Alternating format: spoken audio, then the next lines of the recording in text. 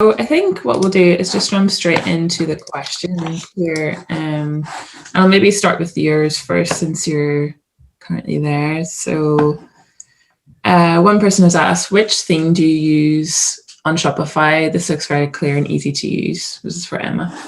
I think I use a grid theme. I would need to check that, but I think it's a paid theme that I think it cost me about £180. So seems like a big investment. I definitely would start on a free theme. But if you find that certain things aren't working within a free theme, £180 if you space that over. I've had it now for a year, and I'll continue to have it. I don't see any need to change it. I think it's a good investment to kind of add into your business. Perfect. And then another question for Emma. Emma mentioned she moved from Squarespace to Shopify to sell products. Can you link your Shopify account to your Squarespace website? I don't think you can link them directly, but you can download a CSV file of all of the products that you already have on Squarespace if you're switching over. And then it'll upload to Shopify and it'll have all of your products there. There's maybe a few tweaks that you might need to make once you load all those products on, but it's a lot faster to do it that way if you're switching. Perfect. Are there specific apps for Shopify that you couldn't do without? Definitely now the email marketing software I use at Klaviyo. I've only just switched over to it, but already I can see how many of the integrations will be really useful, like targeting certain customers that are best customers or have maybe not ordered in a few months, or setting up a really targeted abandoned cart system, that sort of thing. I think it's really useful. As well as that, we run our Google ads through the Shopify integration. So it takes our customer base and then uses Google's algorithm to target other customers that are like our current customers. So it's just a really smart way of running ads rather than us like guessing, really. So yeah, they would be the two. And then I think there's a good Instagram integration that works quite well. I think if you just integrate it yourself through a theme, it doesn't update all the time, so that's quite useful. And we've also been using can't remember what the app's called, but it's like selecting similar products and adding them underneath the product page so that a customer will see more of what they might like. So yeah, those sorts of apps are really useful. Beautiful. Did Emma take her own photos for her sites, use a professional photographer, or use stock images? Most of the time we use a professional photographer for Hunter Paper Co products. Very rarely I would kind of Photoshop some designs into, if there's a photo of a card being held by someone, I would maybe just try and Photoshop a new design in just to get that like product up there if I really want to launch quickly. But most of the time we hire a photographer because I just don't think I could do as good a job. And then for Hunt and Gather, a lot of the time we're using the stock photography that the suppliers have given us. Obviously the professional photographer from Hunter Paper Co. And yeah, very, very rarely we do the odd bit of photography ourselves, but mostly professionals. Okay. What are the limitations of e-commerce on Squarespace? I would want to have a shop on my website that sells 5 to 10 products. For 5 to 10 products, I think it would work really well. It's really just, we were struggling when, like, I have maybe 200 cards now. So, and then we've brought in lots of different brands. So when you have that huge inventory, trying to keep track of what's in stock and what's not was really, really hard. But with those 5 to 10 products, you should be able to see them all on the one page and just keep track of it. It should be doable on Squarespace, definitely. If you're setting up a new business, would you recommend setting up an Etsy shop or not to see how things sell before investing in a website? Yeah, definitely. I had my own website as well. The last month or so of my degree, that was our focus really, to get a portfolio website in place. So I had a website and then I just added on an e-commerce section to it. But I definitely would test on Etsy if you're very, very early stage and you just want to see if products will sell. That's kind of what I was doing with markets at the time. I was just seeing how customers would react to it. So Etsy or Not on High Street is a great way to test that in the beginning. And yeah, without that investment of a website.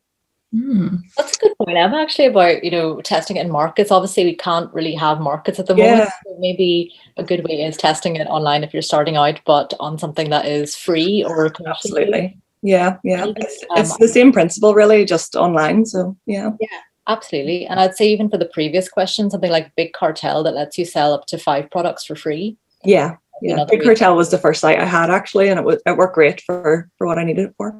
Yeah. Perfect. So I will jump on to the questions for Karishma. Karishma, websites. Is there value in keeping your domain host and web host separate? It just depends on the costing, really, because what you'll find is that some web hosts offer a year's free domain. So something like Squarespace sometimes gives you a year's free whenever you join, but then you have to look at what the cost is beyond that as well. So if that's all affordable to you, it makes sense to get that first year for free. Otherwise, you can get it on GoDaddy or one of the other domain sites as well. Mm-hmm. And hold on a second. So someone says, hello, probably a bit of a basic question, but I was wondering how to get Squarespace out of my domain URL. As far as I know, I'm paying for a co.uk domain, but it still says Squarespace in the URL. Thank you. Okay, so if you have bought a domain on a separate site, what you need to do is actually just point the domain servers to Squarespace. And the way to do that is there's actually a domain section within Squarespace. So you just have to click through that, and it gives you the option of either getting a domain via Squarespace or using a domain that you own.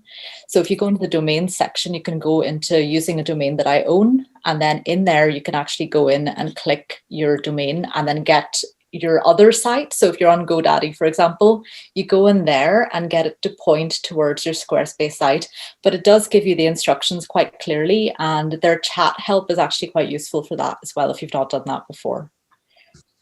Another person, thanks to both for a great session. Karishma, is there a specific way of getting an email from your domain name, and does it cost more?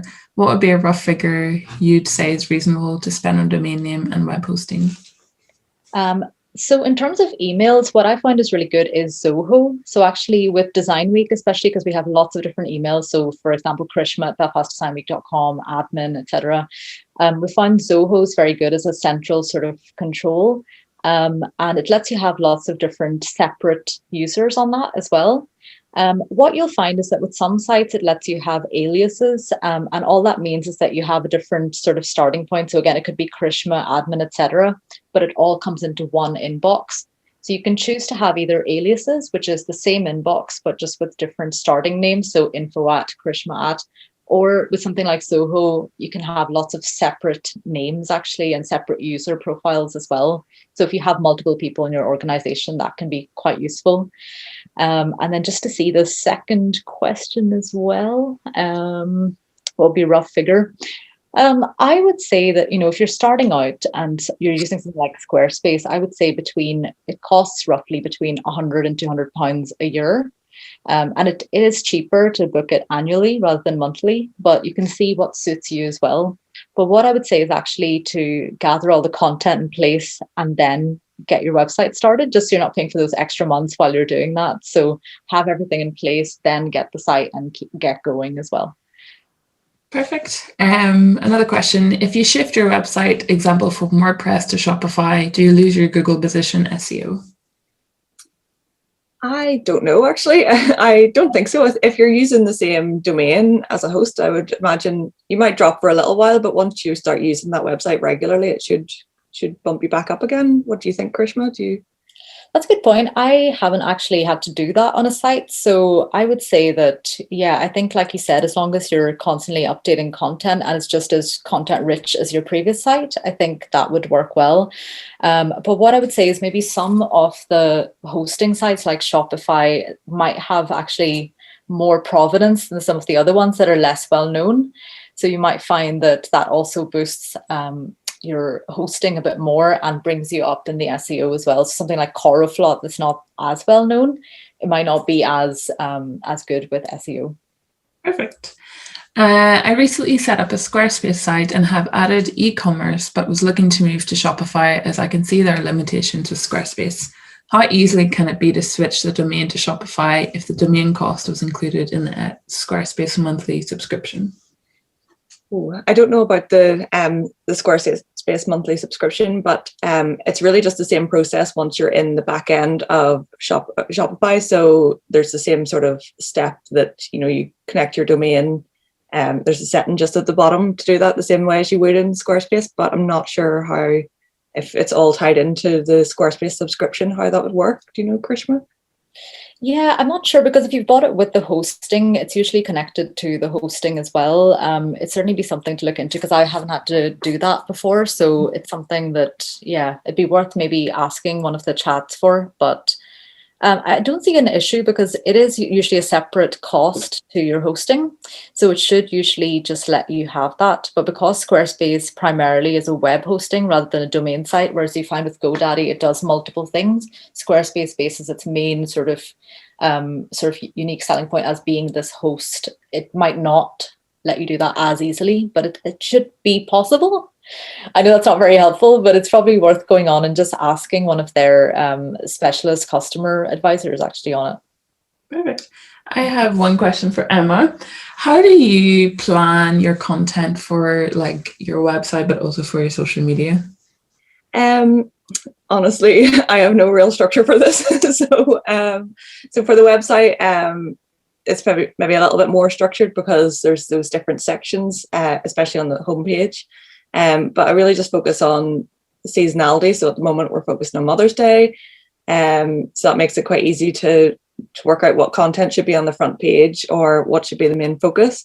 As well as that, just like, what are the main sellers? So if we're not on an occasion, maybe over the summer, you know, like stationery is always going to be big.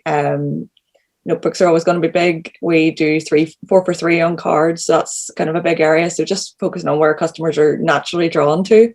And then for Instagram, I have no content ideas. I just like post when I feel like it.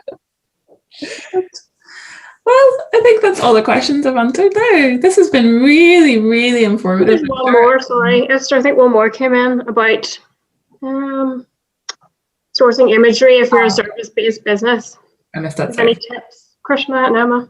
Do you want to go first, Emma? I don't really know, actually. Squarespace, I think, connects to an image site that you can drag those images in. So it has its own thing that connects to. I'm not sure what it's called, but you can just click on there and it has a lot of free images, and then you can pay for some. So that would be a good way. I was going to suggest Unsplash as well. So Unsplash has a lot of really good free high-res imagery. So it has things like, you know, if you want to show somebody doing something on a mood board, or somebody that is going gardening, or, you know, they have lots of different sort of service-based visuals that are for free as well. And then you just have to basically just acknowledge the content creator as well. But you actually don't have to, but I think it's a nice thing to do because they've created the photograph. So that's quite good. And then I'd say also, you know, if possible, it's great to just source your own content as well, because I know it's difficult and can be expensive if you're hiring a professional photographer, but it's something definitely to try and book into your plan, because I think it does make a difference. And I think Margaret said there's a small fee to transfer domain names. So yeah, absolutely. So if you're transferring from Squarespace to then a different domain host as well, you can do that, and that will be a small fee as well. Just to say on the imagery, our next workshop is about photographing your work, or it could be just taking photographs of good headshots. So obviously it's not going to be quite as good as a professional photographer, but to get you started, if you don't have the budget to pay a photographer, you come along to that, you should get some tips on how to take shots of your work. Because I think, yeah, stock images will do the job to a certain extent, but I think even in terms of SEO, if you put your own content up there, you know, imagery is much better. So do come along to that, and hopefully that will help.